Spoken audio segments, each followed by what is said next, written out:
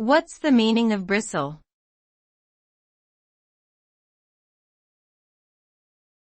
Bristle.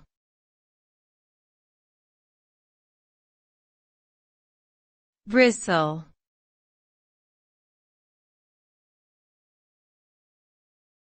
Bristle.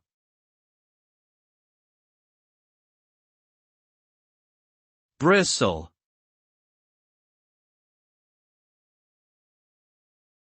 The word bristle has a few different meanings depending on the context, but its most common definition is as a verb meaning to stiffen or become rigid with anger or irritation. When someone bristles, they may physically tense up, raise their voice, or show other signs of distress. This can happen when they feel insulted, challenged, or criticized, and it may be a defensive response to protect their ego or sense of self-worth. In general, bristling is seen as a negative behavior that can alienate others and lead to conflict, so it's important to practice mindful communication and avoid triggering this reaction in ourselves and others.